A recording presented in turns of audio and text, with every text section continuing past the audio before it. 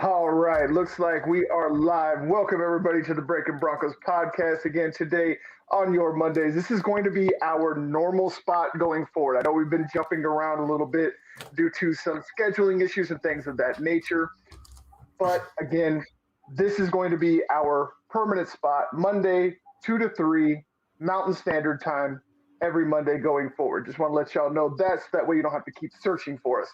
But going forward, we have a bye week for y'all. So we're going to be concentrating on a lot of the things that happen on the bye week, such as Timmy P and Court getting their money. With them locked up, we're going to look at who should be next. The Broncos activate some players off of the reserve COVID-19 squad. We're going to give some midseason awards. And then, of course, preview the upcoming game this weekend against the division rival, Los Angeles Chargers. I almost said San Diego, but I caught myself. I still call them San Diego all the time. I think everybody's had that mistake happen. I still call Vegas Oakland. I have done that one. That was a little bit more recent, but I've gotten a lot better at making sure I don't call them the San Diego Chargers, even though I think a lot of people are going to forever associate the Chargers with San Diego, even though they actually originated in Los Angeles. You know what makes it funny is I haven't called the Rams the St. Louis Rams since they moved to LA. It's always been LA because that's what they were before. Right. Yeah, I don't think that's one I've ever really messed up either. I've never messed it up. Maybe because San Diego actually had almost all of their success in San Diego, and St. Louis really, outside of the Kurt Warner years, didn't have any success whatsoever. I mean, the Los Angeles Rams rolls off the tongue better than the St. Louis Rams. It certainly does. It definitely does. I mean, you also have the iconic, video footage of Eric Dickerson and his goggles that Stephen Weatherly is trying to bring back into fashion. But speaking of current Broncos, how about the fact that we've been consternating about who is Peyton going to be able to sign? And even though we have sat here and sang the praises of Peyton pretty much since he was signed last year, he is honestly blowing us away with the deftness that this man moves around with the salary cap. Because not only was he able to sign Tim Patrick or Courtland Sutton, he was able to sign both of them for less than $20 million more than the Broncos paid Demaryius Thomas when he got his contract. So then to give you the details real quick before Devin, I am so sorry, man. Dylan jumps in here. But Tim Patrick signed for 3 years and $34 million, and Courtland Sutton signed for 4 years and $61 million. So, Dylan, Go ahead and let him know how you feel about this, because I know you're excited just like I am. It's such a great deal. Like we were talking before the show, it's two receivers for the price of one, really. I mean, like you said, DT, they paid a lot of money for Demaryius Thomas. I think about $20 million more than them combined about. And with them combined, they got less than $20 million more because DT was signed for $75 million. And that's crazy still. And DT deserved that money. Look what he did. Yes, he did. We're not saying that DT didn't get the money he deserved. We're just saying that Peyton was able to get these two guys for barely more than they paid for one guy before. And I think it's awesome is that both of them know their worth on the team. They know their skill. They're both fantastic players. Timmy P's been unstoppable all year. Cortland's able to get out there and get those balls that shouldn't be caught. And, you're going to get them for the price of one. It's amazing that George Payton's able to talk his way through it and give them when I thought they deserved more money each. Like they both deserve more money. And the fact that he was able to get them both for less than they deserve is amazing. And that shows you that he cares for this team and wants to keep building it. And it's going to keep some eye candy for quarterbacks in the offseason. That he's got two reliable receivers. And KJ Hamler's still on his deal. Him and Judy on this rookie deal. You got Judy, you got Hamler, you now have Courtland and Timmy P all locked up for at least the next 3 years. All four of those guys, whether on a rookie deal or the extensions they just signed, all four of those guys are locked up for at least 3 more years, and some of them 4. Yeah, it's absolutely insane the type of wide receiver core that they've been able to put together and do it on the low. Because according to Spot Track, Tim Patrick took around $2 to $3 million less per year than he would have gotten on the open market to stay in Denver. And Cortland Sutton did the same. So that's an average saving of between 3 and 6 million per year that Peyton was able to do by signing these guys to these contracts. And they have absolutely earned every bit of it. I honestly thought Tim Patrick would get somewhere around 4 years and between 40 and 45 million on the open market, and he signed for 3 years and 34. And Sutton, I've seen him probably getting something more along the lines of Demaryius Thomas, about 7 years, 75 million in the open market. So a major hometown discount was given George Payton. And that makes it exciting I know he said this before. I'm excited for the offseason, right? This is going to make it more exciting because of quarterbacks that could be on the market or on the trade block between Aaron Rodgers. Russell Wilson will be a free agent. Oh, no, he won't. But he could be on the trading block. He could be on the trade block, yes. There's a lot of trades going around here, but those two guys are secure. There's no way they're going anywhere after what they just signed. No way they're going to put them in a trade deal. Exactly. It would be right now. It would be impossible for them to trade them unless a team takes on the contract because they're so early in these contracts that all of the bonus money, all of the guaranteed money would become due up front as soon as they traded them. So yes, most definitely they're not going anywhere. You don't give these players these types of contracts and then trade them. So Broncos country can rest assured and rest easy knowing that Tim Patrick, Cortland Sutton, and the gang are going to be together again for at least 3 more years, which, again, like you said, should be absolutely enticing to any quarterback, no matter who they are, Russell Wilson, Aaron Rodgers, Deshaun Watson, whoever it is that might come in. And even if it's a rookie, even though, again, I don't like any of the quarterbacks outside. I don't think anybody does. Yeah, the only quarterback I'm taking in the top 10 is Matt Corral. And that's where I think the Lions would pick number 1. Possibly. Yeah, I think that's a possibility, but I don't even think that they're sold. And honestly, if I'm taking Matt Corral, I'm hoping I'm a team that between 5 and 10, because there are some really, really good blue chip skill position players, offensive tackles, and things of that nature that are worthy of a top 5 pick much more than any of these quarterbacks. This year's going to be the year. This year's going to be the year of the skill player. I mean, it could be, but we also just got to look back a few years to the Jared Goff and all of them quarterback conundrum for that. The 2016 draft. The only quarterback to come out of that draft to do anything was Kyler Murray. And so every other quarterback that was taken was an absolute waste. The 2019 draft. Yeah. Yeah, 2019. There you go. Yeah. Yeah, that was. I mean, you had Josh Rosen gotten rid of a year later.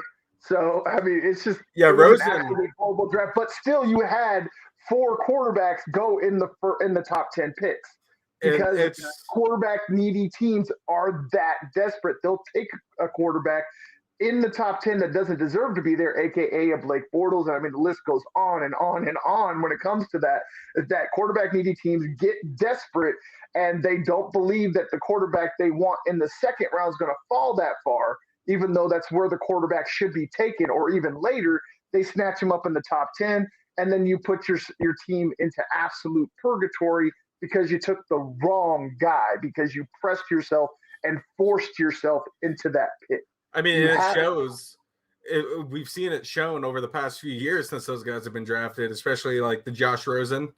That one's my favorite because what that man said at that draft, if Tom Brady can win 6 rings, I'll win 7.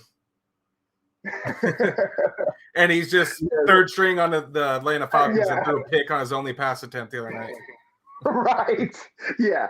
Josh, the chosen Rosen. That was he balled out in high school. He did. He balled out in high school. He kind of struggled in college, which should have been a red flag at UCLA. He's essentially the reason that coach got fired, because that was supposed to be his quarterback and that was supposed to be the one that brought UCLA. He was supposed to bring UCLA back to prominence in the Pac-12 and did absolutely nothing. He actually regressed almost every year in college from the moment he started till the moment he was drafted, which tells you that, again, quarterback needy teams get desperate.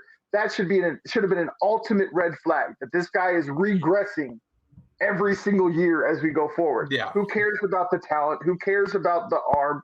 If he can't put it on the field, nothing else matters. And that could be said the same for plenty of these quarterbacks that people still think are the answer. Right. I mean, you look at it this year in this draft, the amazing group of quarterbacks that came out of it, and most of them are struggling right now. Zach Wilson. Outside of Mac Jones, he's the only one that's been consistently who would have thought? Good. I did.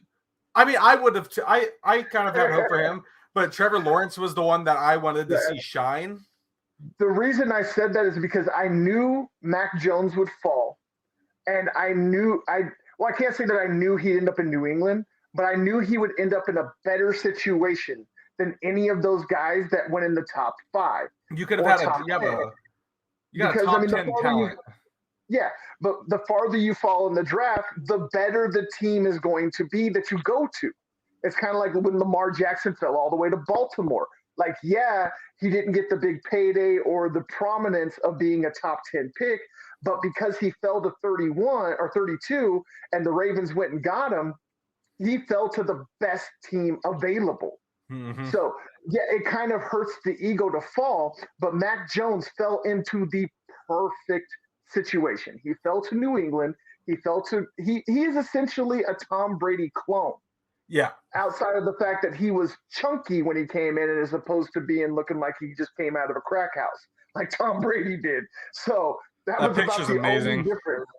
I know, it's absolutely hilarious that, Cam Newton was a free agent for a while, but skinny Tom Brady's the greatest quarterback to ever play, and chunky Mac Jones is the next great thing. Dude, how about Cam in Carolina, though? My God. I know. How about that? How about that comeback? Like, I know they lost on Sunday, but that was a lot more due to that defense than anything. But yeah, Cam Newton, man, dude's coming on a renaissance tour. Like, I missed him. I did too. I miss Superman. I've always loved Super Cam. Until you're playing against him in a Super Bowl, you gotta hate him. Well, yeah, but I mean, Von Miller owns him. Like, I don't know what it is about those two guys that went 1 and 2 in the draft, but outside of the fact that Von Miller just wants to prove that he should have been the number 1 overall pick, which, I mean, who can argue it at this point? He's got a Super Bowl ring and a Super Bowl MVP, while Cam has been a free agent 3 times in the last 12 months. And I think I love the funny thing about that is Cam Newton hasn't been the same since that game. And after re-signing, but since re-signing with Carolina, he feels like the old Cam in a sense. He's not playing like the old Cam, but he feels like the old Cam. Yes. Yeah, because he's got that swagger back. Most definitely has that swagger back, and he's more confident than ever. I don't think I've seen him like that since that game. Right. Since the home opener, the season opener, I should say. That's when he really got ruined. Was that home opener against the Broncos, our home opener against Carolina after the Super Bowl, the rematch? Right. Yep. Yeah. No. I mean, that was. I mean, just a bad series of games, events. Like, he just had the ultimate bad moments, and they just came all at once. Like, he had all the great moments at first. It's kind of like what Patrick Mahomes is dealing with right now. And all those great moments, those great years on his rookie deal, maybe the first couple years of his big deal. And then after that, just like they hit a wall and things start going bad, and it just snowballs and it snowballs. And I mean, hopefully Pat Mahomes doesn't take, I mean, I know that's crazy coming from a Broncos fan, but I am also a football fan, and I absolutely love great football play and great football players. And that is what Patrick Mahomes is. So I hope he doesn't follow the same pathway as a Cam Newton, but it's kind of looking like that might be what's going on. So just like that, like you said, all those moments broken. But let's get back to the Broncos offseason, since, we did talk about Cam Newton being a free agent.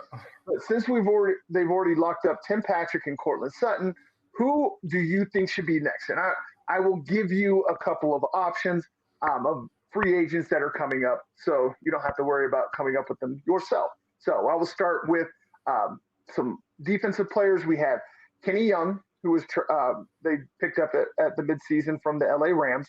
They have actually three middle linebackers. There's Kenny Young, Josie Jewell, and Alexander Johnson.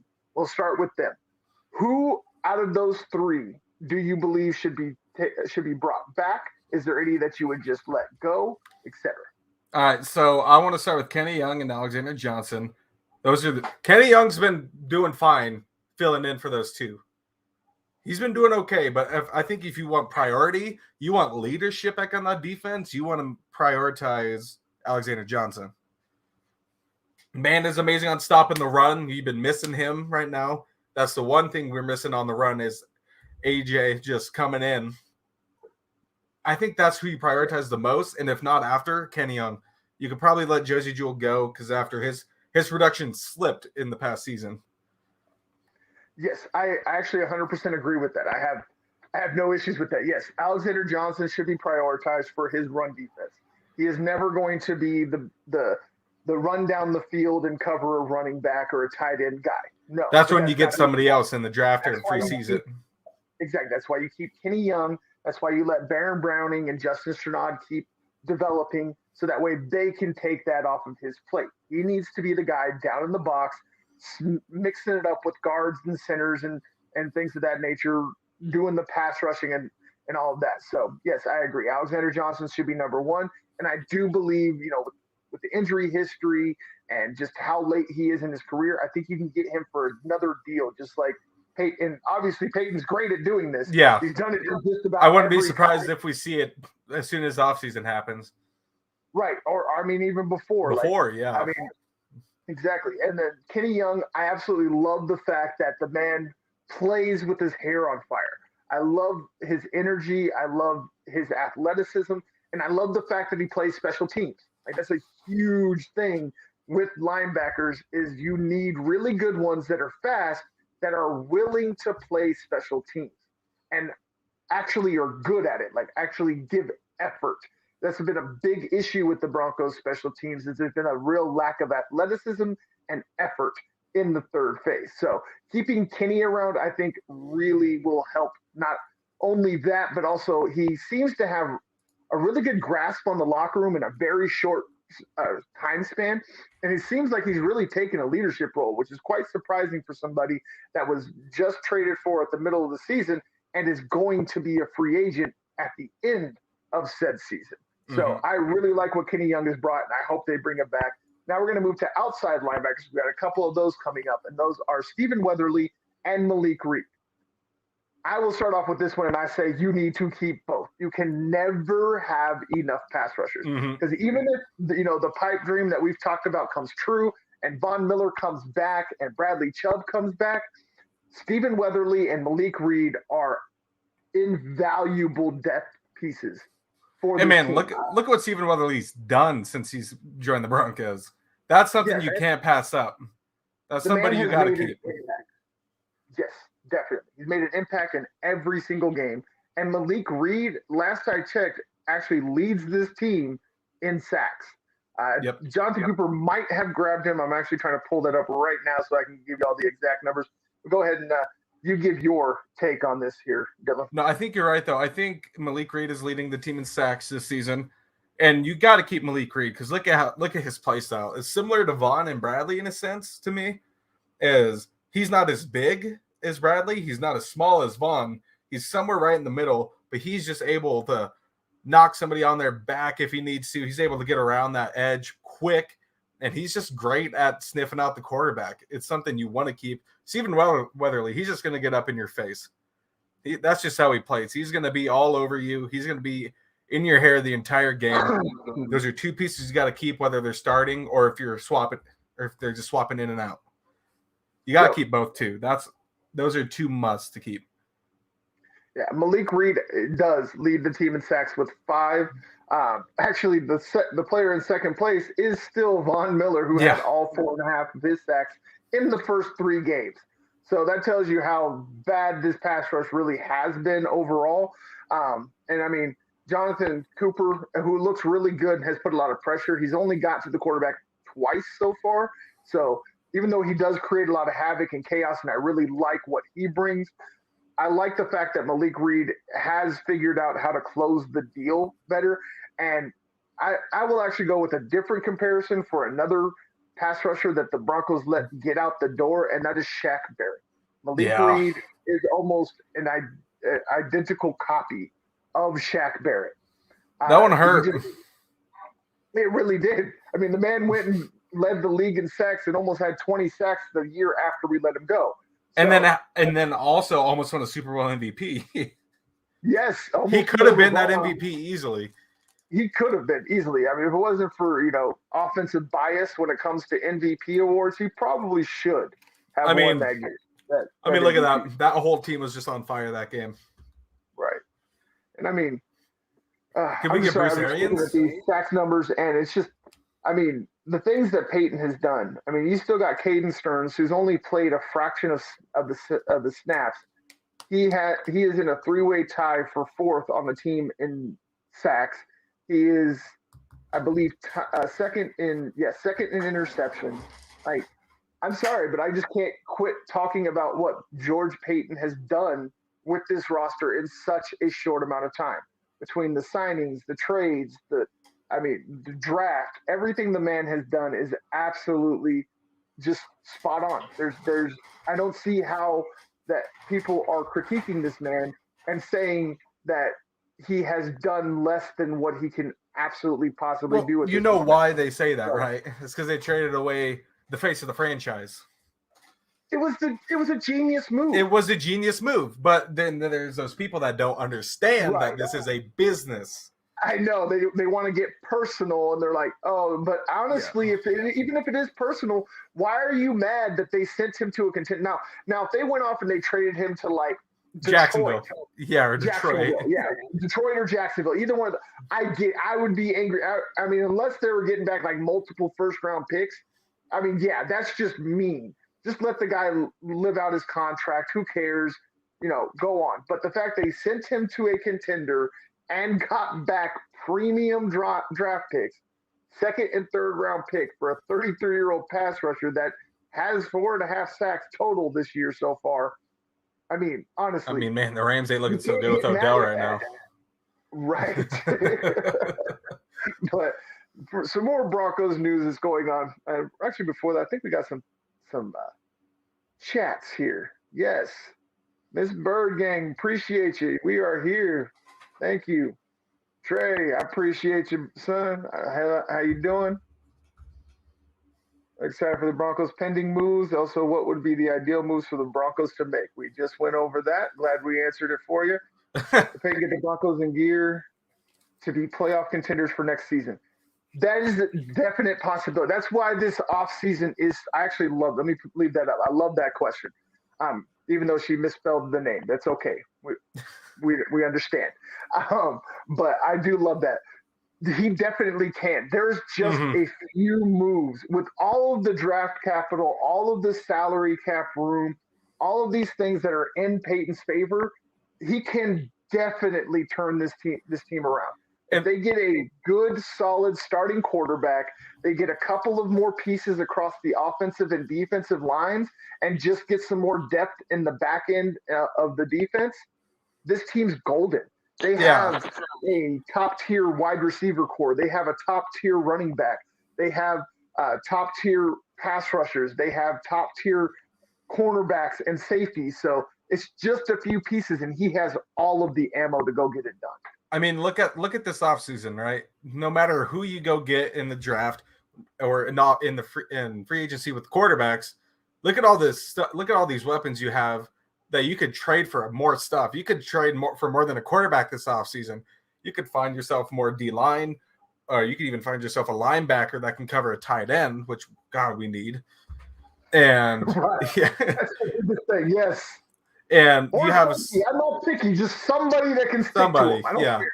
And when I look at it that way, is there are a lot of pieces on that defense that you could get some good stuff for, like Bradley Chubb even. Bradley Chubb, Yeah, Malik like, Reed, which I don't want to see those two go, but you could get something for the two of those. Or even just Malik Bradley, wouldn't you turn out could get. because you'd have to do a sign and trade. You'd have to Yeah. sign him and then because he is a free agent. But yes, Chubb definitely could fetch some serious trade. But I mean, he's not gonna bring back what you would really want to because of the injury issues. But he still has enough talent that he could fetch a price. But again, I don't like trading away pass rushers. He could be like a Calais Campo, right? Just because, like, you know, he's dropped production over the years. He's gotten older, but he's still out there making them a presence. He's still a presence on the field. He's not putting up the big numbers. He's not all over the highlights. So he's there making that team be better. And that's something Bradley Chubb could be. He doesn't need to put up all that production. He just needs to be there. He just needs to be out on that field doing something. Yeah, that's the major thing. Like, I don't think anybody believes that his production being down has anything to do with his talent or being a bust. It's just on the field. Mm-hmm. That's all it is. It's just getting on the field, being happy, and putting in work. Production will come. That's where I was trying to get to. The production will come as long as he is on the field. It's just a matter of keeping him on there. Oh, most definitely. Yeah, I think you could get an amazing deal for Bradley Chubb. You know, even here soon, you could get something for KJ Hamler, even if he keeps up production this next season. You necessarily don't trade him this offseason, coming off of an ACL tear.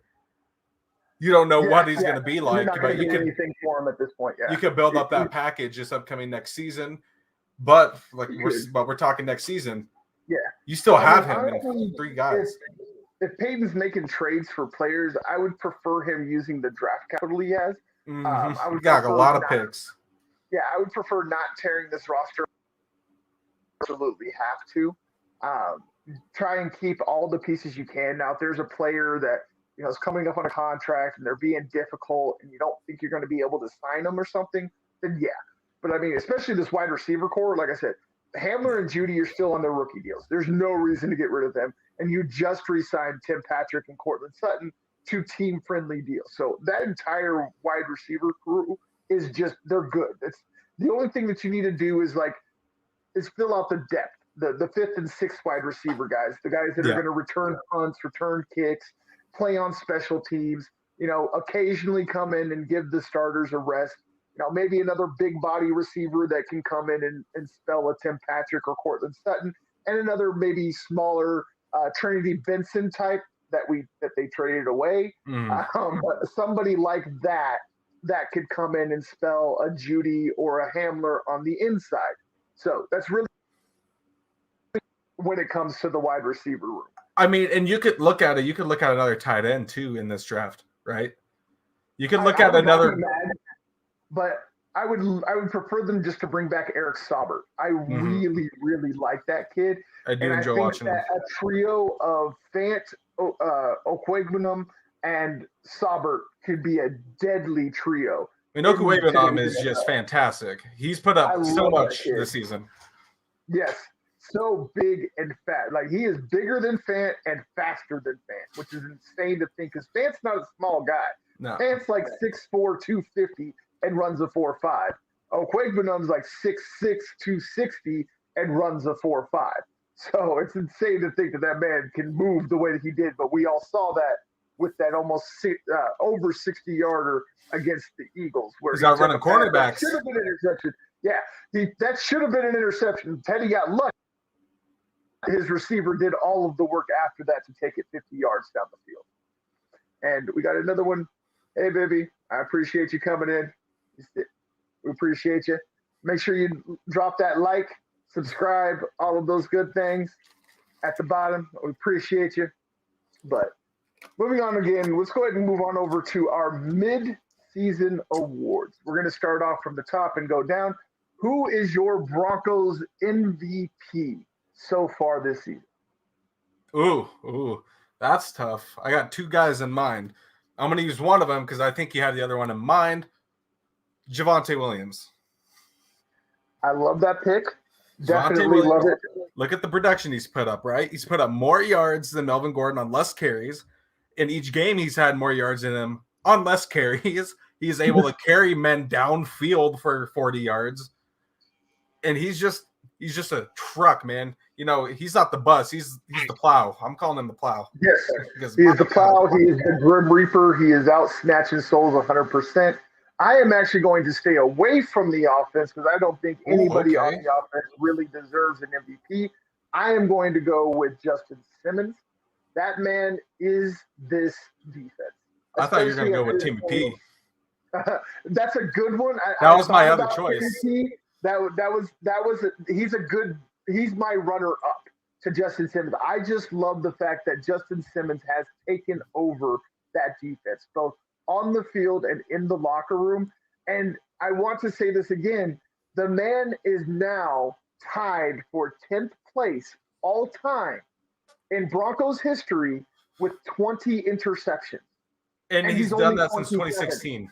Since he was drafted in 2016. Yeah, and he's only 27 years old, guys. That's crazy. 27 years old. And with people like Steve Atwater and that on that list. And he's only 5 away from becoming inside and taking over 10th place and into 9th place. So the man is an absolute beast. He's improved every single year, and he's not just a great player, he's a great man. He's constantly great leader. For the Walter Payton Man of the Year award. He does great things in the community, and this man deserves to be recognized as the face of this franchise at this point. With Von Miller gone, he is now the face of this franchise, and he is deservingly so. Yeah, and there's our MVPs. Now I'll go ahead and say who is the offensive player of the year outside of Javonte Williams. It's Tim Patrick. It's definitely Tim Patrick. I think this is unanimous. This is unanimous. This is unanimous. Timmy P is the offensive player. Still yet to drop a pass. I don't have to say anything else. It's just Timmy P. Yeah, Timmy P hasn't dropped a pass since 2019. That's all you need to know. Offensive player of the year. Now we're going to go to defensive player of the year. I'm going to skip over Justin Simmons. I'll let you go and pick your defensive player of the year. Ooh, defensive player of the year. That's other than Justin Simmons. I wanted to bring something up about Justin Simmons, you can pick Justin Simmons. I got 2 different ones. I'll say both. I'm going to go with Justin Simmons. My other one, second, Shelby Harris. Nice. Shelby Harris. And the reason I just remember hearing his name for the first time besides the draft was that game against New Orleans when he blocked the field goal for the extra point and we got the 2-point conversion. I remember that. And then from there, he was just soaring sky high ever since. And like you said, look at that production value. Five seasons, 20 interceptions, averaging 4 a season. That's just insane, man. The man's he's just a special freak. Like, he broke the record for the highest high jump or vertical in the NFL Combine for a safety. The guy got him for a steal. 46. Yeah, is that like a 46-inch vertical, some stupid number like that? And and they got him in the 4th round. Like, that's insane. Like, he absolutely, like, we've talked about RAS score before, RAS score before, where there's a website that puts a score on the overall athleticism between 0 and 10 for each and every athlete that goes into the combine. And his RAS score was off the freaking charts. It was almost a 10. I think it was like a 9.8 or something like that when they combined his 40, his vertical, his 3-cone, and all of that together. He just absolutely destroyed the combine, but still, because he played in a small school and didn't have much recognition before the combine, he fell all the way to the 4th, and the Broncos were able to swoop him up and got a heck of a steal. And that's what John Elway was best at, finding those guys in later rounds. The later rounds, most definitely. My defensive player of the year is going to be the guy that's been really kind of cast into a role he wasn't expected to at the beginning of the year, but has played extremely well and has done his best, which is Malik Reed. I absolutely love the way the man has played, and especially since Von Miller went to the Rams in that trade, he's really taken an uptick and really shown that he's got more than 1 or 2 pass rush moves, and he's really surprised me in the fact that he is really shored up against the run. That was his biggest thing, was that he was always able to get to the passer, but it was whether or not he was ever going to be able to set the edge in the run game that made people wonder if he was going to be a starter, which, funny enough, is the exact same critique they gave to Shaq Barrett before he went off and won Defensive Player of the Year. So the sack award. Exactly. So the man is, again, leads the team with 5 sacks, has 31 total tackles, both solo and assisted, and is 4th on the team with 3 tackles for loss. So the man has just the stat sheet in every way that is necessary for a pass rusher, and then some. Like, he's also got 2 forced fumbles, 1 fumble recovery, and even a pass deflection. So he's even done some things in the passing game. So I absolutely love the fact that he's just all over the field, gets to the pass rusher, even though now he is the guy. Pass rusher. Yeah, he's the guy at this point, and so that's the guy that teams are keying on, and he's still getting to the passer, which that's the marquee of a very good to great pass rusher is the other team keying on you, and can you still win those double and triple teams and get pressures if not sacks? So I mean, I think we talked about this like last season when we would just chat before we started the show, and it was Malik Reed put up more sacks in the 2020-2021 season than Von Miller did in the 2019-2020 season. Yep. Oh. Without him. Hey, Nico, appreciate you coming in. Thank you. Without him, and it was just him and Bradley. And man, Bradley had a great season last year, right? And then it's just, again, that injury bug seems to always come back to find him. You know, first season, amazing, right? His first season, right. One of my favorite performances I've ever watched by a rookie. And then his second season, the ACL, obviously. Third season, he's without Vaughn, and he comes back, he comes and puts up numbers. Next season, he's hurt again. And I think it's looking like a pattern, right? So it's looking like next season is going to be more prominent for him to have a good year with him and Malik Reed on either side. Right. Yeah, no, I really do. I think the depth of this room in general can be absolutely terrifying to opposing offenses, especially if Bradley Chubb comes back and does even just a fraction of what he's capable of. So I 100% agree that the depth in these pass rushers, if they are able to bring back both Malik Reed and Stephen Weatherly, is absolutely insane and would rival just about anyone in the league when it comes to that stable of pass rushers just coming after folk. Especially if they can add any type of pass rush on the interior. That's been a big bugaboo this year. Just really nobody has really done anything from the defensive line when it comes to rushing the passer. Like, yes, Shelby Harris has done some things when it comes to disrupting passing lanes, and he is 3rd on the team with 2.5 sacks, but that's also tied with Draymond Jones. And those are the only defensive linemen that have, I think, any sacks. Actually, I'm looking here. No, I'm sorry. McTelvin Agim has a half a sack. So out of all the defensive linemen on this team, there's 3 with a half sack or more. So they have got to get some interior pass rush. And that's where you miss those guys. I'm sorry, go ahead. So, and that's when you miss those guys like Derek Wolfe and Malik Jackson. Yes, Malik Jackson specifically, because that was Malik Jackson's thing. Like, that was his thing. Like, Derek Wolfe ate up 2 to 3 blockers so Von Miller could get to the quarterback. Malik Jackson, he was just about mauling folk and getting to the quarterback. Like, he wasn't much of a run defender. He wasn't going to ever drop back in coverage or anything. There was a clip from that Super Bowl. I don't remember if it was DeMarcus Ware, if it was Malik Jackson, where he, off the snap, just got to Michael Orr and just slid him. Like, he was just pushing him and he was sliding on his feet back. And he just that was Malik Jackson.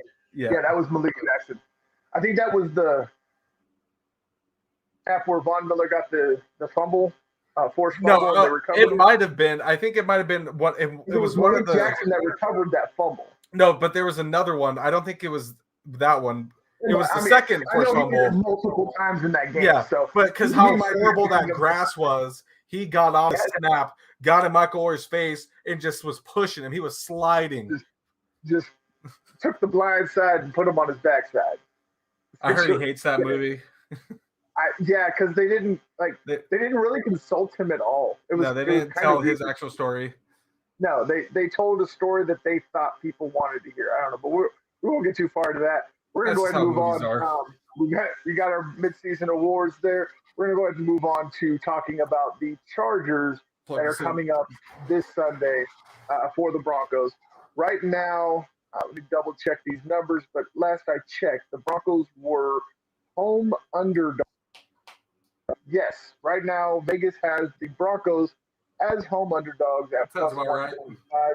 Again, this is not betting advice or anything of that nature. This is just us letting you know what Vegas thinks, and then we give you our thoughts. Right now, though, despite the fact that Vegas has them as underdogs, all of the point spread money is almost going to Denver. Right now, 80% of the money is going to Denver, and only 20% to the Chargers at plus 2.5. And then total points, everybody assumes this is going to be a low-scoring divisional affair. Over 80% of the money and over 70% of the bets are going on the under of 47 points. I don't know if I like those numbers. I don't know if I agree with them because, to me, this Chargers team has become a lot more beatable over the last couple of weeks. Yeah. And the reason I say that is because their defense is absolutely atrocious. They're 27th in points per game, 17th in total yards per game. They're okay against. They're really good against the pass. They're 5th in passing yards against per game, but they are dead last in rushing yards against per game. And I want to start there because as much as we have screamed about it, the Broncos need to commit to the run. Obviously, this team is in the top 5 against the pass, but are literally dead last against the run. If the Broncos do not feature Javonte Williams and do not feed this man at least 20 carries, they are idiots and they're going to lose. Yeah, and I mean, look, like you said, look at this Chargers team, right? They've looked more beatable every week, especially after last night's game. Last night's game that was horrible. The fact that they won that game is a surprise to me because they blew that lead. Pittsburgh, they've looked scarier and scarier every week. Like, they didn't start off so hot, and then they just got on a roll, and they're staying on that roll. I don't know when it's going to stop. That loss last night, I don't think that's going to slow them down at all. They should have won that game. Just couldn't get it done in the end. But I think when I look at this Chargers game, it's really my pick has started, like my pick in my mind is starting to slowly change over the week. Because I was dead set on the Chargers all last week. And then watching this game, that shows me that their defense, could lose them this game. If, like you said, you feed the ball to Javonte. He at least is have more carries than Melvin. I know Melvin's going to get the ball, which he should. He should get the ball every once in a while. But he shouldn't be the main guy that he should focus on.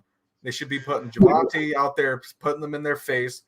And then you got to have a nice, steady pass game as well. You got to have a nice, steady pass game. You don't need all the deep balls all the time, but you just need to keep it consistent.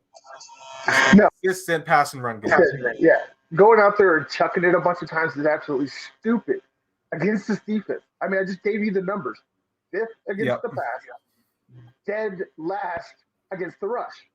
And the added benefit of committing to the run is you give Justin Herbert and that golden arm of his less chances to score because they are going to score. I don't care how much you believe in this Broncos defense. There are a lot of holes. And that Chargers offense has a lot of weapons. That Justin Herbert's going to find it. Holes. Yeah, and Justin Herbert's going to find the open guy. I mean, yes, it's nice to see that the Broncos activated OJ Moody. OJ Moody is still on the IR. They activated him from the COVID-19, but he's still on IR. So that doesn't even help us. Drew Lock's been raised again. Yeah, Drew Lock's back to being the backup quarterback. No. And I think I'm a fan of Brett Rippon for what he did. Am I sounding? I'm sorry. I hate to. You're cutting in and out. Am I cutting in and out? I think so. Yeah. Let me try this. I mean, while you're doing that, I mean, looking at it's not going to help much, right? Drew Lock being back at backup. Who knows what's going to happen? Who knows what's going to happen during this game? Whether Teddy gets hurt, gets benched, which I don't think that will really happen. Slight chance, but you want to have that solid backup going into this game. And I feel like if you have Drew on that field, really, if you have Teddy on that field with Drew breathing down his neck as a backup, that's going to make Teddy start to play well again. Now that he's had Brett Ripp, when you see in those past few weeks Brett Rippon on the field, not much. He's just not playing as good. Besides when Drew was his backup, he's out there putting up numbers. Can't hear you.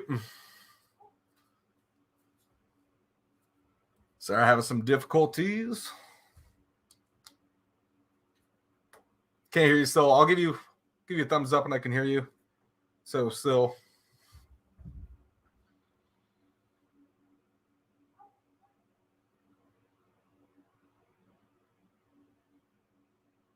Just give us a second.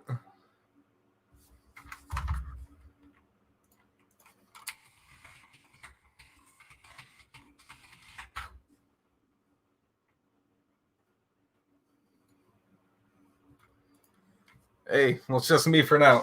We're waiting here while Dan is fixing his mic stuff. I have no idea what's going on. He was cutting in and out. I don't know if you guys could hear that, if it was just me. All right. You good? Are we back? We're back. We got a different background, but we back. We definitely got a different background, but hey, that's all right. Yeah, that sounds way better now. Awesome. All right, I can actually fix this. Boom. There we go. All right. Sorry about that, guys. Some technical difficulties, but here we are. We're back. I apologize. I don't know if you heard my whole ordeal during that. I had to back out and jump back in, so I'm not sure. I heard some of what you were saying about Drew and Ted. I say with Drew being activated, you've seen how Teddy plays, right? When he's got Drew breathing down his neck. Those past few weeks with him on that list, when it's Brett Rippon, he's going out there. Seemed like he was playing carelessly. I feel like this week with Drew being back to his backup, he's going to start to knock more sense back into him and start playing smart. That's how it seems like he's played. I mean, I didn't think that before Drew was on the COVID reserve list. And then when he's on there and Brett Rippon's his backup, you saw how that production kind of slipped a bit. Yeah, I think you might have something there because I do definitely believe that Teddy is terrified of losing this job to Drew. I mean, you also see the fact that Teddy deleted all of his social media. Like, he deleted literally every social media account he ever owned. Mm-hmm. Simply because he couldn't deal with the criticism that was coming his way for his poor play. Which is another reason why I've really gotten I like Teddy as a person, but I've really started to sour on him as a player. Between the weakness when it comes to not being able to take criticism that is absolutely justifiable, and the fact that he absolutely gave up on that fumble return. Like, people can sit there and talk about, oh, the other players that didn't try, yada, yada, yada. None of that matters. The two guys that are the most senior leaders on that offense both gave up. Teddy Bridgewater and Melvin Gordon. They both just literally just gave up. It's on film. The man who fumbled the ball didn't do anything afterwards. Right. He started to run after him, and then once he saw he was going to get blocked, stopped. Like, Melvin Gordon could have dove and at least caught 1 foot. He was literally within inches of Darius Slay. And outside of and actually I think he might be faster than Tim Patrick. Timmy P was all the way down the field. Yeah, he went all the way. You see him at the end of the highlight where he pops up in the video after everybody else, including all of the Eagles, had stopped running. I mean, it's different. It's different if he threw an interception and it returned nowhere near to where he was. Right. Where he had nowhere to make a play. That's different. Right. That's what people are defending it. Like, he threw an interception. There's no way for him to get to it. He was right there. Both of them were right there. Half the team was right. Linemen were making more attempt than they were. Yeah, I will give Teddy credit. I can't talk today. What's going on with me? But Teddy credit that he did come back the next day after, obviously, Vic Fangio and company ripped him apart. And, it was like, hey, I got to give more effort. I got to lay it out for my team. That's not what you want to put on tape, et cetera, et cetera. But to me, that sounds like PR. If that was what he said, when in the post game presser, then definitely I would have been like, okay. He was definitely told what to say a bit there. Yes, I mean, everybody is. Exactly. You're taught to talk to the media. They Right. trained you to talk to the media. I mean, Oh, that's yeah, what I these love guys got about coaches and all that. Yeah. Yeah. And I love it when you watch Drew go out there. Obviously, he's got PR, but he just adds a little spice to it, a little extra Yeah, spice. a little spice, a little They throw that criticism, he'll say something back that he probably wasn't supposed to say, which he probably shouldn't. I mean, I would have given Teddy way more credit if those words were his own. Exactly. If they would have been said while he still had the pads on after the game, I would believe those were his words, that he came up with, that he meant them. But the fact he had to come back 24 hours later and admitted that he had a conversation with Vic Fangio and them, so that tells you that he probably had no intention of making that statement until his coaches were like, hey, look, bro, this can't happen again, and you need to say something. That it was pure PR to me, and I don't like that. I am all about genuineness. I am all about being real. And that to me just was not real. So that's another reason why I really soured on Teddy. It's just these little things that end up adding up to being very big things in the locker room. Like, they might not seem like big things outside of the locker room, but these are things that can really tear a team apart, is when you feel like your leader, the guy that you're supposed to look to, is giving up. Why do I care? If he doesn't care, why do I care? And that's why I was so upset about it, is because it's just an absolutely horrible, horrible thing to put out on tape for all these young kids that are supposed to be looking up to you. Mm-hmm. Yeah, and sorry, I was looking at Twitter. I saw You're good. Josh Dover tweet. Oh, what did he say? He was talking about, with the signing of, let me pull it back up. I already shut Twitter. Let's look up Mr. Dover. It was about the sign of extending Timmy P and Cortland Sutton.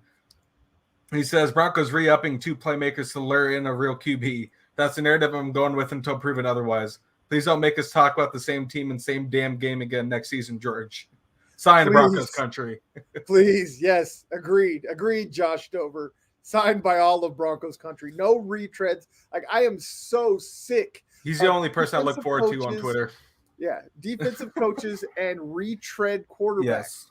Like, I do not want to see, like, I've heard people talk about Kirk Cousins. I'm like, that's the dumbest thing I've ever heard. Oh, God, you remember when they wanted to sign him before he went to the Vikings? Like, why would you do anything with that guy?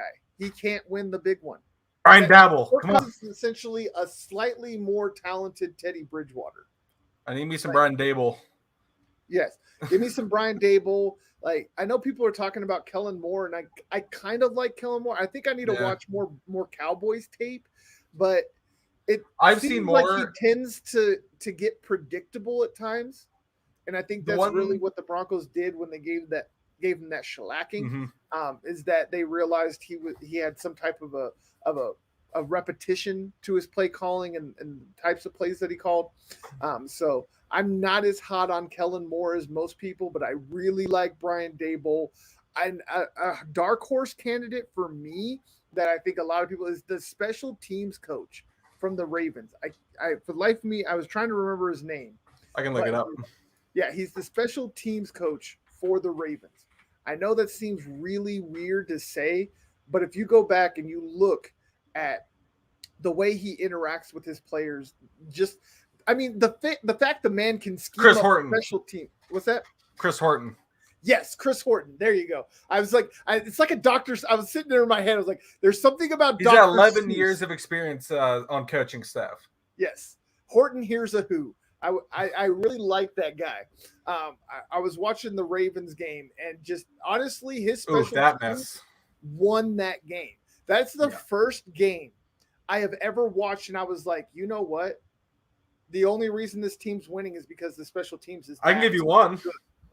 What's that? I can give you another Broncos game versus the Patriots last year. I guess true. Yeah. Brandon McManus kicking, what was it, 5 field goals? Yeah. He kicked 5 field goals. But like what I'm talking about, though, in that Ravens game wasn't so much Justin Tucker and the kickers. It was the rest of it. Units. It was the rush units. Everything was top tier. everything. I have never sat there and been impressed by a special teams unit ever. I have, but until not in the Sunday. NFL. What's that? Not in the NFL. I've seen some high school, college ones, Right. but never in NFL. But that's a different thing because in high school and stuff, you have the running back, the quarterback might be the punter, so they'll do those trick plays and they'll look cooler. If it's 6-man football, your offensive lineman's returning the ball. Right. No, and I've seen some people starting to bring up a name that I'm going to tell you why I don't like it, because I don't like it at all, is an Eric Bieniemy. I'm not sure about that either. Yeah. I'm not, just because we've seen what he can do when he has a team that is loaded.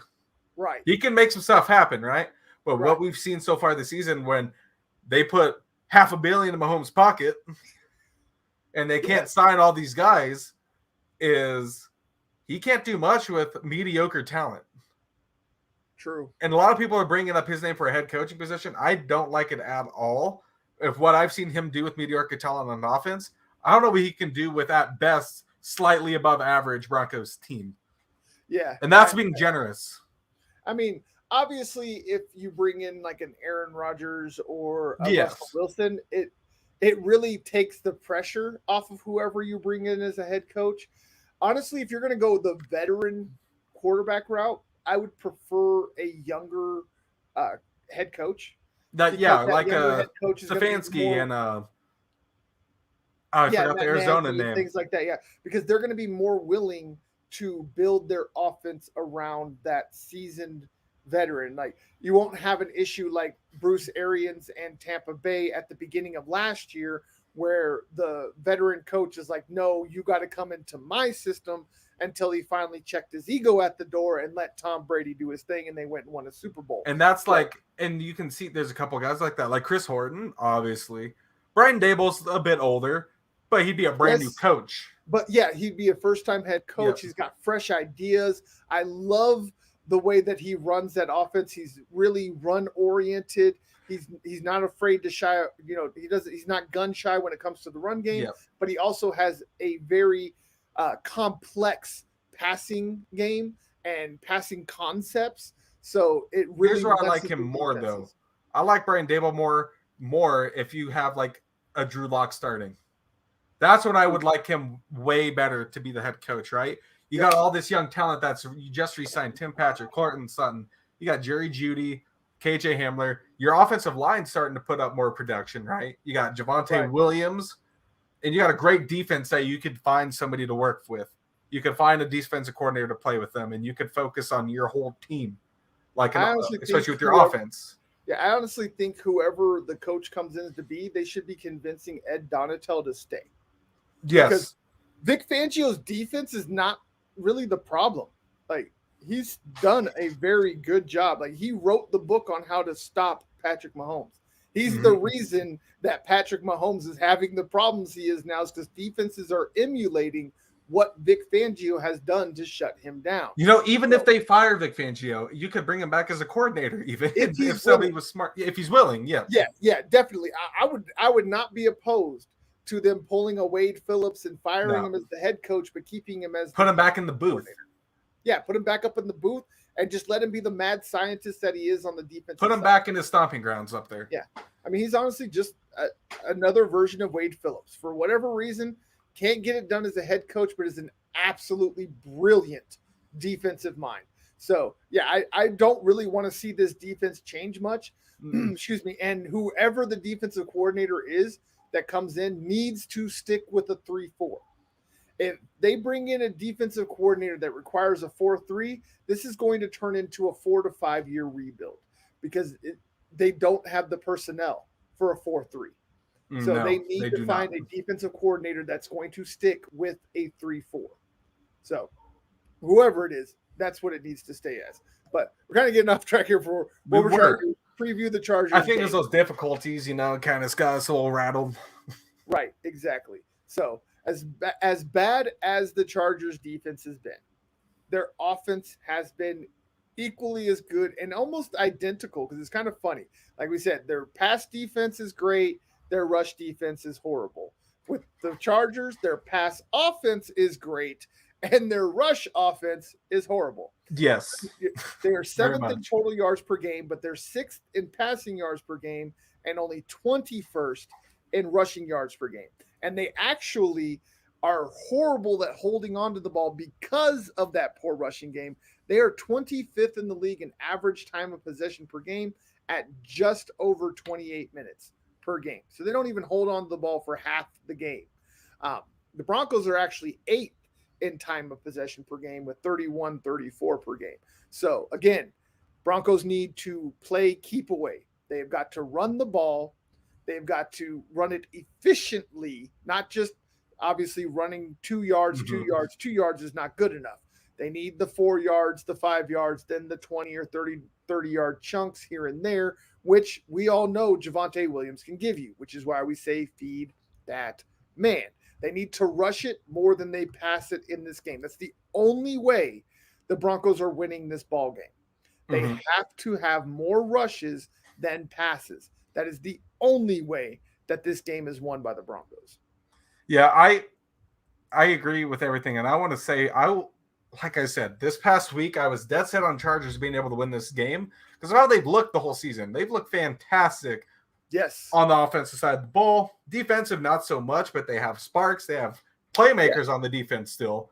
Not saying that they're just full of nobodies on that defense. Look right. They still got Joey Bosa, Chris Harris Jr. I mean, they definitely still have got some dogs. Yes.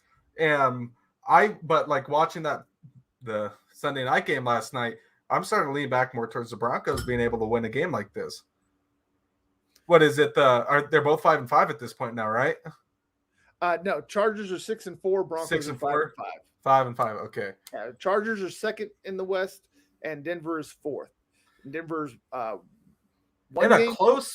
it's a close race this year. Yes, the AFC West it's an absolute dogfight, and they're beating up on each other. That's another thing. It's just one of those things where it's like we've always said. The West has always been the top tier division. It always has, and it always will be. No matter who's bad and who's good, they will still fight. It's still a dogfight no matter what to get first in that division. Yeah. Right now, because Kansas City did win. They're 7-4. So the Broncos are 2 games back, which is still crazy to say. Out of all the bad that has happened this year, I do got to say it is quite surprising to see that the Broncos are still only 2 games out of first place in the AFC West, and they're only 1 game out of second place. And who knows what'll happen? The Chargers this week, and the Raiders lose, they get sole possession. They'll have sole possession of second place by tiebreakers. Technically, they'll be tied with the Chargers, but they'll have the tiebreaker of the head-to-head matchup. So it would put them in essentially sole possession of second place if they win this game. And who knows what'll happen, right? You never know. Right. But now we're going to tell you what we think we know it's going to happen. And go ahead and give our predictions. I'll let Dylan start here. Like I was saying before, I'm leaning more towards the Broncos again this week, which I did not think I would say. I think I'll lean more towards the Broncos on this game just because Javonte Williams, my man, he's going to – I bet you – I can guarantee you he's not going to get the carries we think he's going to get. But he's going to put up numbers. He's going to – whatever he's given, he's going to go out there and make a difference. I'm going to get Javonte Williams out there. He's going to rush for over 100. Offense is going to try and keep it nice and consistent. You guys keep it nice and consistent the whole time. Defense, you just got to stop Justin Herbert, right? You got to stop the golden arm, the savior of Los Angeles Chargers right now. You got to go out there and stop them, which they can do.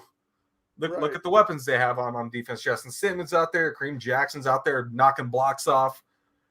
I mean, defensive line's going to hold up. Shelby Harris. The team in tackles. Yeah. Kareem Jackson's going to be all over the field like he always is. I'm going to go with the Broncos. And I'm going to go with this one, a close one. I'm going to say this one's going to go 17-14. I think this is going to be low score. So you agree with the bettors. All the money is going towards the Broncos and the under. So you took the same. You took the money line and you took the under. So again, they are definitely beatable. The Chargers are definitely beatable. And I do like every team is. Yeah, every team. That's been proven with all these ridiculous upsets over the last 3 weeks. It is literally any Well, given it's the Manning Sunday cast fault, but I'm this not going year. to go into that.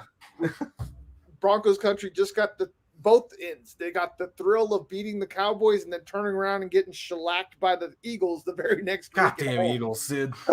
So even within Broncos country, we should understand that any given Sunday, anybody can be beaten.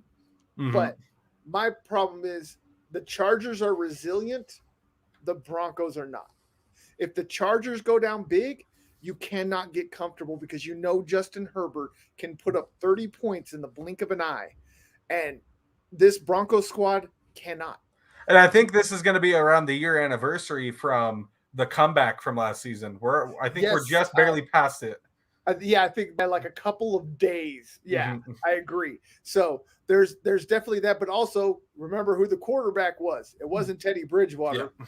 It was Drew Lock, guys. So but look at this year. Look at your weapons that you have this year on your offensive side of the ball. You won't have to rely on certain people when you got Tim Patrick and Cortland Sutton sharing the field, because Cortland Sutton wasn't there last year. Tim Patrick was doing the reins. But you lose KJ Hamler out, but you have the other three. Got the big three. Okwuegbunam's going to go out there and do what he has to do. And like we said, just consistent. It's just got to be consistent and steady the entire game. Right. Yeah. But like I said, the fact that the Broncos have a strength that is a weakness on both sides of the ball. The Chargers can't run. The Broncos have a decent rush D. The Chargers can't stop the run. And they have an absolute beast at the running back position. So there are definitely those positives for the Broncos. But again, I don't trust that this defense can stop the passing game. They're getting thin in the secondary. Patrick Surtain's dealing with a knee issue. Ronald Darby's been okay. He's been probably the more consistent cornerback outside of Bryce Callahan before he got injured. And Kyle Fuller stepped it up. Yeah, Kyle Fuller stepped up a bit, but still not anywhere near the starter that you wanted when you signed him for $9.5 million. So I do believe that Justin Herbert and that passing offense is just going to maul the secondary of the Broncos. And so again, I will pick against the Broncos, and I will say the Chargers will come in, do their thing, and they will win 27-17. I just don't believe in Teddy Bridgewater. I have absolutely no faith. I don't care what the counting stats say. I don't care what his completion percentage is. I don't care that he's only thrown 5 interceptions, even though people want to ignore that he's had 7 other interceptions either dropped or just missed by the defender. So he should actually have almost as many interceptions as he has touchdowns. So all of those counting stats y'all can take and go on with them. I don't care. The stats that matter, him holding onto the ball for too long, the dropped interceptions, all of those things will come to a head. Luck is not sustainable. And Teddy has been one of the luckiest players, let alone quarterbacks, in the entire NFL this year. With all of the breaks that he has been given, the interceptions that were called back because of a holding penalty on the other side of the field. I mean, the list goes on and on. I just don't trust Teddy. And especially if this team gets behind by a large amount, Teddy is not bringing you back. And like I said, Justin Herbert can't. So even if Teddy comes out the gate firing, they build a 10, 15-point lead. I'm still not trusting that they're going to be able to close it out because of what Justin Herbert is and can do on that field. So again, I believe the Broncos go down again, 27-17, and people start talking about tanking. All right. So that is what it is, guys. Again, this is why I'm here. This is why Dylan's here. He gives you the sunshines and rainbows. I punch you in the face. I keep it real. He keeps it real. And then we see where the chips may fall. So again, I am Daniel Wetstein. That is Dylan Miles with the Breakin Broncos podcast on the Bird Gang Sports Media Network. The Answer is 42 Media Network. Please like, subscribe at all the places. All the links are in the description. Share. All the Twitters. Share. I appreciate the fact that we actually have more likes and reactions than people in the chat at this point. That is absolutely wonderful. Thank you all for that. But make sure, again, that you are sharing this. retweeting, quote tweeting, whatever the case may be, wherever you are. You can literally find us anywhere, as you can see. Re-upload to your YouTube channel. We'll take it down after it gets views. Yes. Yes, you can find us on YouTube, Twitter, Facebook, Instagram, Twitch. Doesn't matter where you're looking for your content. We are there for you. So please make sure that you like, subscribe, and give some love to the channel. Go to the website, go to the swag shop, grab some merch, all those good things. All that stuff helps. But even if you don't want to spend money, please, at least the free things, the share, the like, the subscribe, all those things, we truly appreciate it. It's what's going to keep us giving you more and more content going forward. So again, we appreciate y'all coming in. We love y'all. Don't question the blue.